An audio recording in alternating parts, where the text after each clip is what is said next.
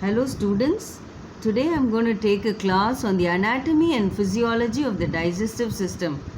This is such an interesting class because this is what is happening and we are going to study about this.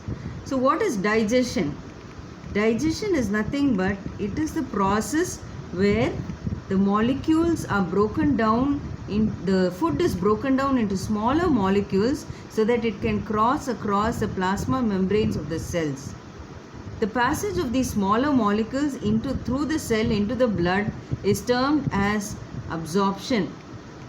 The organs that collectively perform these functions they comprise and they help in they are the digestive system. Now we'll go on to the digestive system. The digestive system is composed of two groups of organs, the gastrointestinal tract and the accessory digestive organs. Now as you can see in the picture, the gastrointestinal tract, it is a continuous tube that extends from the mouth to the anus through the ventral body cavity. The organs of the gastrointestinal tract include the mouth, most of the pharynx, esophagus, stomach, small intestine and the large intestine. Now the next type of organs are called the accessory digestive organs. These are organs which produce or store secretions that flow into the GI tract through ducts and they only help in chemical breakdown of food. The accessory digestive organs, as you can see in the picture, are mainly the teeth, tongue, salivary glands, liver, gallbladder and pancreas. Now we will go on into the next one, that is, as I already told, the digestive system is an organ system within humans and other animals which takes in food, digests it and absorbs the energy and nutrients, and it expels the remaining waste as feces.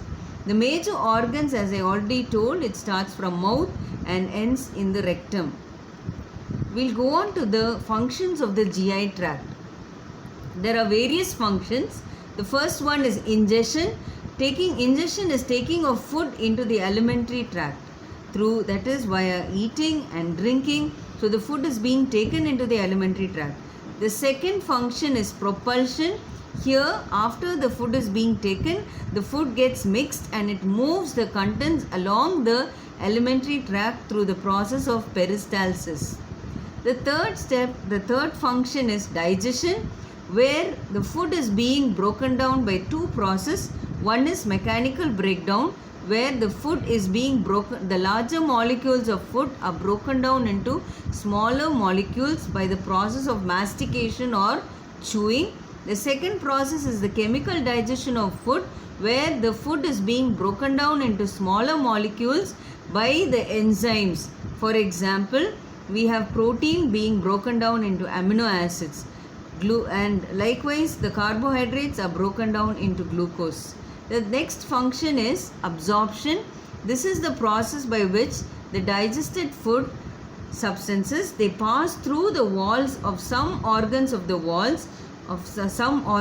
alimentary canal into the blood for circulation, as I have already explained. The digested food gets absorbed into the blood and the lymph. The next one is elimination. Here, the food substances that have been eaten but cannot be digested and absorbed, they are being excreted from the alimentary canal as feces by the process of defecation. Now we are going to go on to see every organ of the digestive system. As we see the digestive system, we are going to see a little bit about the anatomy, their relationship in their location.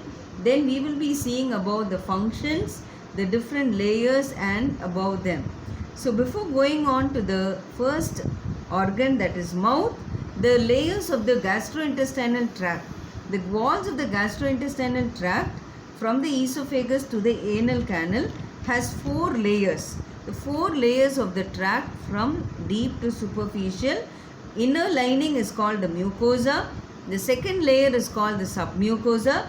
The third layer is the muscularis, which comprises of both circular and longitudinal muscles, and the last layer, the outer layer, is called as the serosa. Now we'll go on to the first organ, that is the mouth. The mouth is the first portion of the alimentary canal that receives food and produces saliva. The mouth is also referred to as the oral or buccal cavity. It is formed by the cheeks, the hard and soft palate, and the tongue. As you can see the picture of the mouth,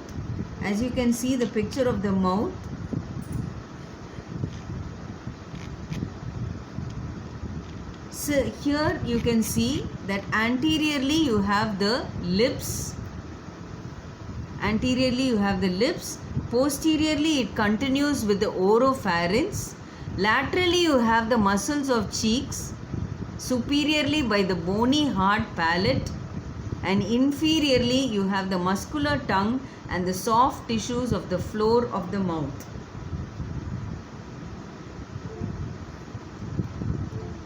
If you see the oral mucosa, it is a mucous membrane lining inside the mouth. You find it is lined with the lining. Now we'll go on to the palate. We'll go one by one. So first, if you see, you have the palate. The palate forms the roof of the mouth, and it is divided into the anterior hard palate and the posterior soft palate. The anterior portion of the roof of the mouth is formed by the hard palate. This forms a partition between the oral and the nasal cavities. The soft palate, which forms the posterior portion of the roof of the mouth, it is an arch-shaped muscular partition between the oropharynx and the nasopharynx. Hanging from the free border of the soft palate, you can see a conical muscular process called the uvula. During swallowing, the soft palate and the uvula, they are drawn superiorly, closing off the nasopharynx, and they prevent the swallowed foods from entering the nasal cavity. Now we'll go on to the tongue. Hope you understood about the mouth. Now we'll go on to the tongue. The tongue is a muscular organ in the mouth that manipulates food for mastication, and it is used in the act of swallowing. The tongue is an accessory digestive organ. It is composed of skeletal muscle covered with mucous membrane. It is the tongue, if you see, it is important in the digestive system, and it is the primary organ of taste in the gustatory system. The tongue's upper surface is covered by, if you can see in the picture of the tongue,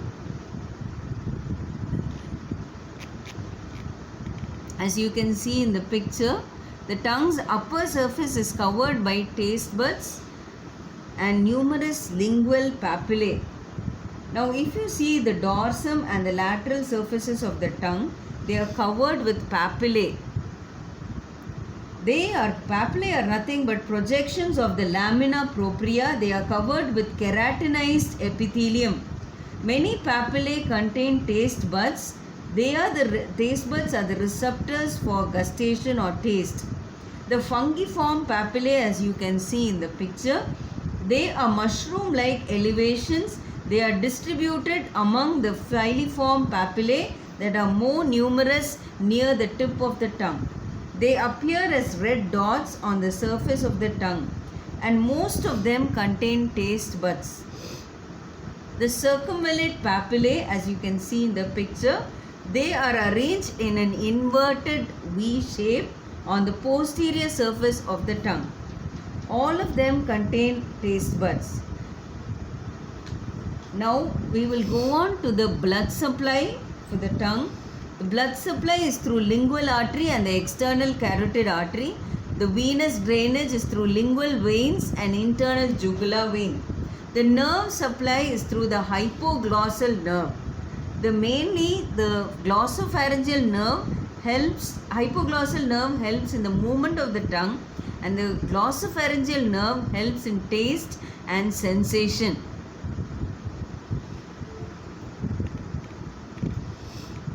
The functions of the tongue are, as you know, it helps in chewing or mastication.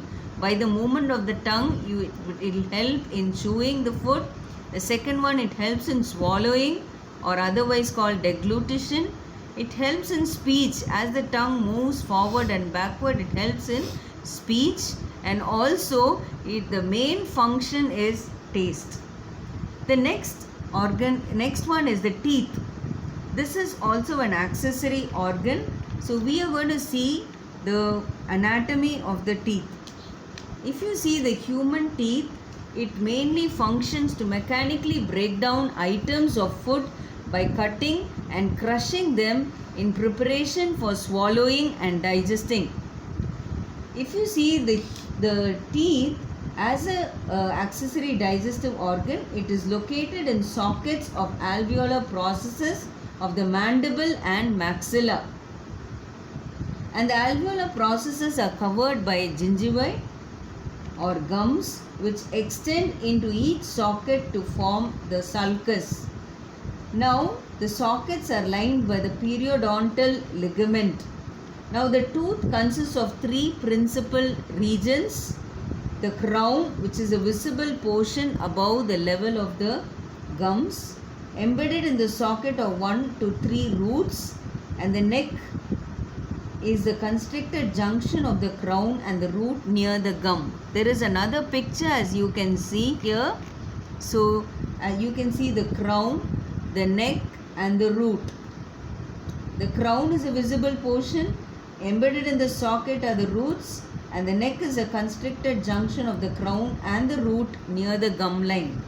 Now we will go on to the types. There are mainly, if you see, the first one we have the incisors. There are 4 types of teeth: the incisors, canines, premolars and molars, each with a specific function.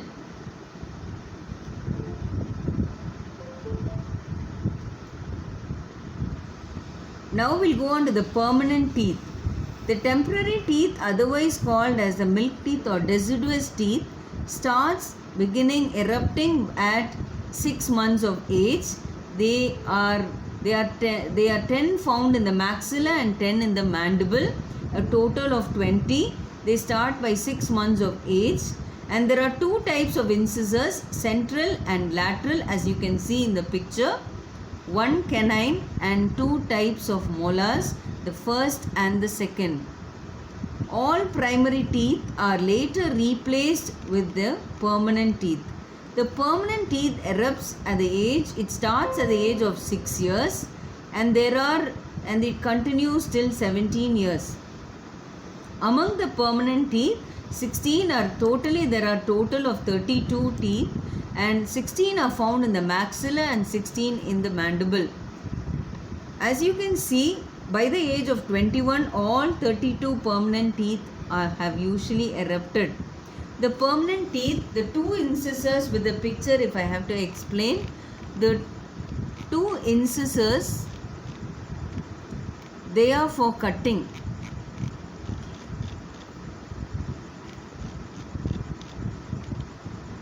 The 2 incisors for cutting, you have the central incisor and the lateral incisor. 1 canine for tearing, 2 premolar for crushing, the first premolar and the second premolar, and next one is the 3 molar for grinding. Molars help in grinding the food. You have the first molar, second molar and the third molar. Now coming on to the parts of the teeth, as you can see in the picture, I would like to explain the parts of the teeth. First one is the enamel. Enamel is the hardest and the most highly mineralized substance of the body. If you see, it is one of the 4 major tissues which make up the tooth along with dentin, cementum and dental pulp. The enamel consists of calcium phosphate and calcium carbonate. This is the hardest substance in the body and rich in calcium salts. It protects the tooth from wear of chewing. It is also a barrier against acids. Now coming on to the next one, if you see 96% of the enamel consists of mineral with water and oil. The normal color of enamel varies from light yellow to greyish white. The next substance is the dentin, as you can see in the picture. Dentin, it is a substance between the enamel or cementum and the pulp chamber. It is porous, yellow hued material. It is made up of 70% of inorganic materials, 20% of organic materials and 10% of water by weight. Now the next part, if you can see, is this dentin is also a mineralized connective tissue. It has collagen and protein in it. Cementum is the next thing which you can see. It is a specialized bone-like substance covering the root of the tooth. As you can see over the side, that is the cementum. Cementum, as you can see, its coloration is yellowish and softer than the dentin and enamel. The next one is the dental pulp. This is a central part of the tooth.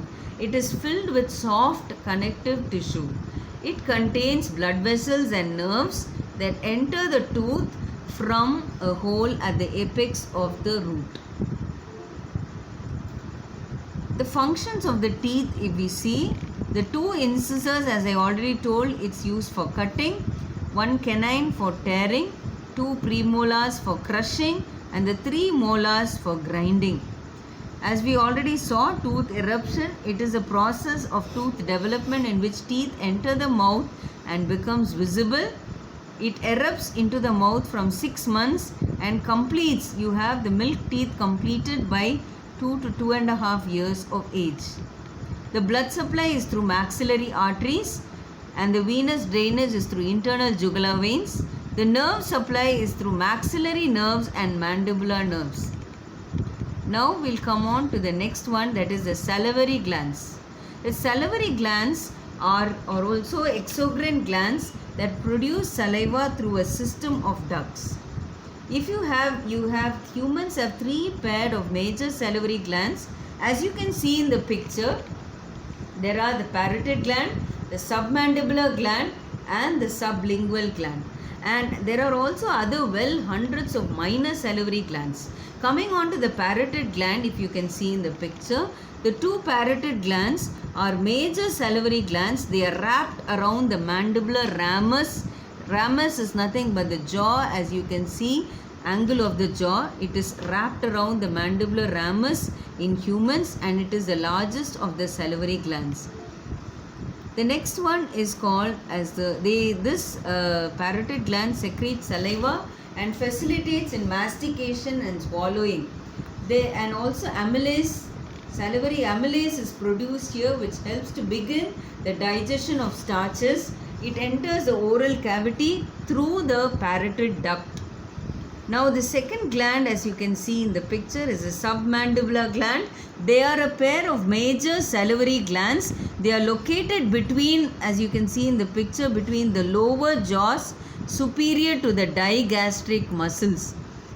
The secretion produced is a mixture of both serous fluid and mucus and it enters the oral cavity via the submandibular duct. So you have a mandibular duct there. Through that duct, the salivations, mainly the fluid and the mucus, enters the oral cavity. The functions of saliva.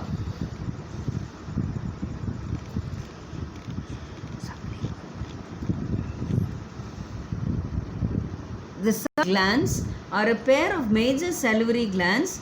They are located inferior to the tongue, just below the tongue. Anterior, you can see anterior to the submandibular glands. Approximately 5% of the saliva that enters the oral cavity comes from these glands. This secretion is also mainly mucus in nature. Now the minor salivary glands, there are around 800 to 1000 minor salivary glands that are located throughout the oral cavity within the submucosa and the submucosa of the oral mucosa in the tissue of the buccal and lingual mucosa. The blood supply is through the external carotid artery. The venous drainage is through jugular veins. If you see, saliva There are about 1.5 liters of saliva is produced every day, and it contains water, mineral salts, an enzyme, mucus, lysozyme, and immunoglobulins. The salivary glands, they line the mouth and the pharynx, and they are moistened and lubricated. This saliva, it softens, moistens, and dissolves the food and cleanses the mouth and teeth. Salivary amylase that is present here, it helps in the digestion of starch. As you can see, the function, it maintains, it contributes to digestion of food and maintenance of oral hygiene by lubrication. Without the normal salivary function, we can have dental caries, gum disease, and oral problems. Lubricant is the next function of saliva. Mainly the saliva coats the oral mucosa, protecting it from trauma while eating. It lubricates and moistens the mouth. In people with little saliva, soreness of the mouth is very common, and the food can stick inside the mouth. The next function of the salivary gland is digestion. The digestive function of saliva includes moistening and helping to create a food bolus. It forms a food bolus, and this lubricative function allows the food bolus to pass easily from the mouth into the esophagus. The next one is its role in taste. The saliva is also very important in the sense of taste because it creates a liquid medium in which the chemicals, they are carried to the taste receptor cells which are in the tongue, therefore helping in taste. Other functions are saliva maintains the pH of the mouth. It is super saturated with various ions. So we have finished the mouth, the tongue, the salivary glands. Now we'll go on to the next gland, which is the pharynx. The pharynx is the part of the throat that is behind the mouth and the nasal cavity, as you can see in that picture.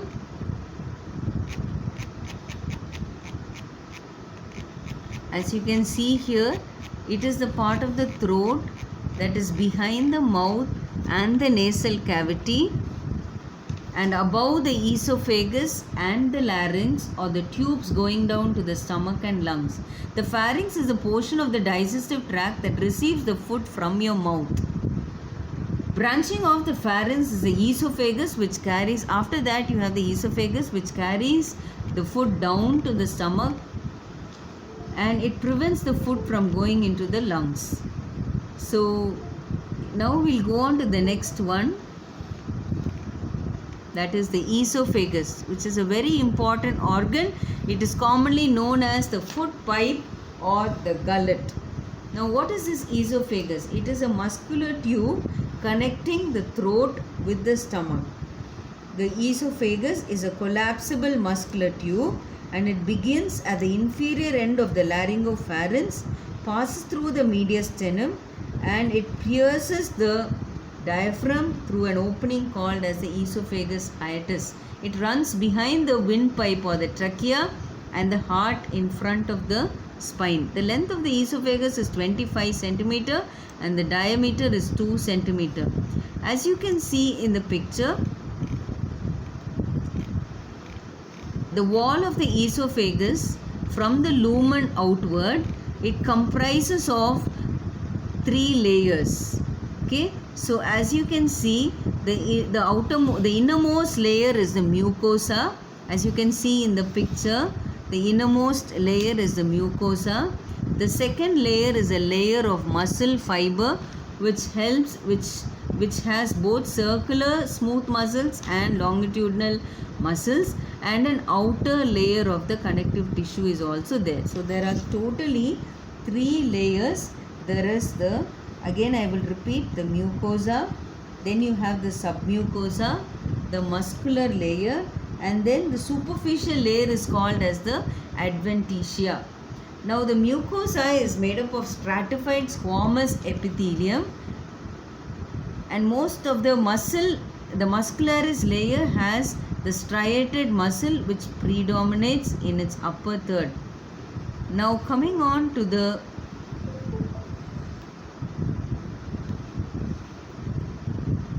continuing with the structure of the esophagus.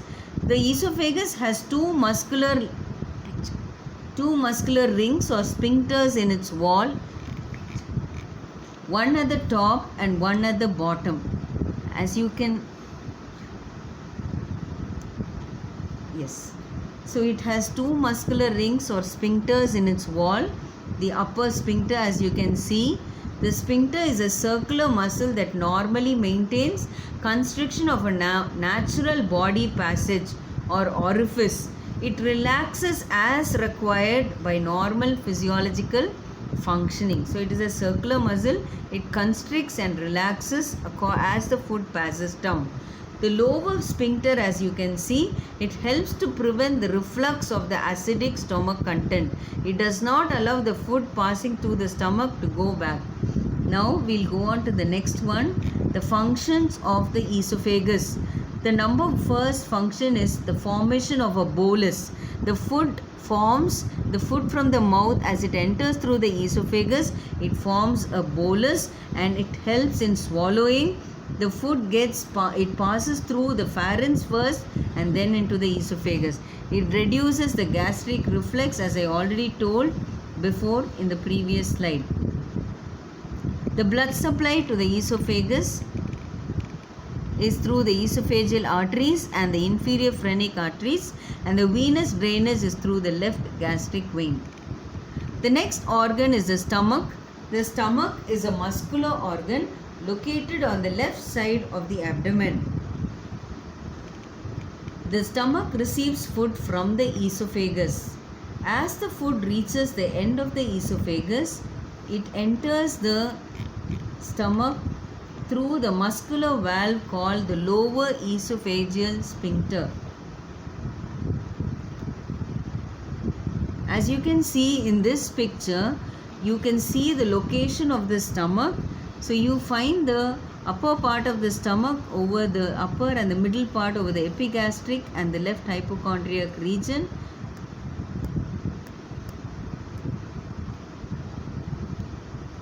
Now we'll go on to the parts of the stomach. If you can see the picture of the stomach, we'll just see the anatomy of the stomach. The stomach is a pouch-like organ designed for food storage for 2 to 4 hours. Mechanical and chemical digestion takes place here. It contains two sphincters at both ends to regulate the food movement. The first sphincter is the cardiac sphincter, which is near the esophagus, and then the next sphincter is the pyloric sphincter near the small intestine. Now the stomach is divided into 4 regions. The cardia, which is the upper portion, it surrounds the superior opening of the stomach. It is superior to and to the left of the cardia is the fundus. Inferior to the fundus is the large central portion of the stomach called the body, and the region of the stomach that connects to the duodenum is the pylorus. It has 2 parts. The pylorus has the pyloric antrum, which connects to the body of the stomach, and then the pyloric canal, which connects to the duodenum. When the stomach is empty, the mucosa lies in large folds called rugae at its and then this rugae it provides a large surface area for expansion, secretion, digestion and absorption. Now we'll go on to the location of the stomach. If you see the relations of the stomach, anteriorly you have the left lobe of the liver. As you can see this picture, anteriorly you can see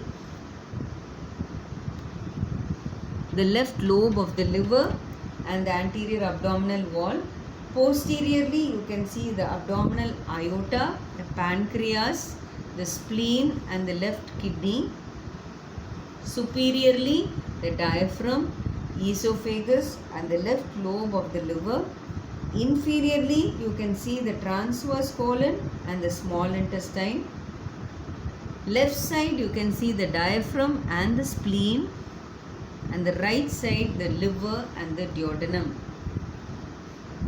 Now we'll go on to the functions of the stomach. The stomach helps in digestion. The stomach releases enzymes, proteases.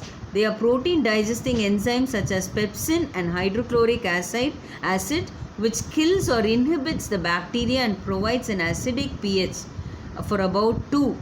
This is the acidic pH. It helps the enzymes to work in this environment. So the food that enters the stomach from the esophagus is churned through muscular contractions of the wall called peristalsis. Absorption of these occurs here. Nevertheless, absorption occurs through the lining of the stomach. Now we'll go on to the gastric juice. What are these gastric juice? The gastric juice or the stomach acid, it is a digestive fluid formed in the stomach, and it is composed of hydrochloric acid, potassium chloride and sodium chloride. This gastric acid, it plays a key role in the digestion of proteins by activating digestive enzymes and making the proteins unravel so that the digestive enzymes break down the long chains of amino acids. Now there are some gastric secretory cells present in the stomach. They are the following. First one are the chief cells. They secrete pepsinogen, which is an inactive enzyme. This gets converted into pepsin, which is an activated form. Pepsin helps in breaking down the peptide bonds in proteins into simpler molecules called amino acids. Now, the second one is called parietal cells. The parietal cells secrete hydrochloric acid and intrinsic factor. The hydrochloric acid kills the microbes in food. It converts the pepsinogen into pepsin. The intrinsic factor, it helps in the absorption of vitamin B12, which is very essential. It occurs in the intestines. Absorption of vitamin B12 occurs in the intestines. Next one is called as the mucus cells. They secrete mucus and alkaline substances to help neutralize hydrochloric acid in the gastric juice. This also forms a protective barrier that prevents digestion of stomach wall, and therefore this mucus, it prevents the eroding of the stomach wall. In case of ulcers where you can find erosions, this mucus is a very important thing which plays an important role in preventing erosion of the stomach wall. Next one are G cells. They secrete gastrin, a hormone which stimulates the parietal cells, and also it also stimulates the parietal cells to secrete hydrochloric acid and the chief cells to secrete pepsinogen. This is very vital in stimulating the secretion. It contracts the lower esophageal sphincter and increases the motility of the stomach and relaxes the pyloric sphincter. The blood supply to the stomach is through the right gastroepiploic artery and the left gastroepiploic artery and the gastric artery. The venous drainage is through the gastric vein. Now coming on to the next organ, that is the pancreas. The pancreas is a leaf-like glandular organ. It is placed retroperitoneally. That means just behind. It is about 12 to 15. It is around 15 centimeters or 6 inches, and it is also both an exocrine and an endocrine organ. It is located in the abdominal cavity behind the stomach. It is an endocrine gland producing several important hormones including insulin, glucagon, somatostatin and pancreatic polypeptide, all of which circulate in the blood. If you see the pancreas, the picture of the pancreas, if you can see, it comprises of the head, neck, body and the tail. So if you first initially will go one by one. The head is the expanded portion of the organ near the curve of the duodenum. Superior to and to the left of the head are the central body and the tapering tail. The pancreatic secretions pass from the secreting cells in the pancreas into the small ducts that unite to form larger ducts, and they convey the secretions into the smaller intestine. There are two ducts called the pancreatic duct through which the secretions join the common bile duct which is from the liver and the gallbladder. Now we'll go on to the neck. As you can see, the neck, it is about 2.5 centimeter or 1 inch long and lies between the head and the body. The body is the largest part of the pancreas, lying behind the pylorus, and the tail ends by abutting the spleen. If you can see, there are 4 cells secreted by the pancreas. So before we go to the cells, the blood supply is through the superior mesenteric artery and the splenic artery, and the venous drainage is through the superior mesenteric veins and the splenic veins. If we go into the function of the pancreas is mainly involved in blood sugar control and metabolism within the body. If you can see, it helps in sugar control, glucose metabolism, and also the pancreatic islets, they are present in the pancreas. As you can see in the picture,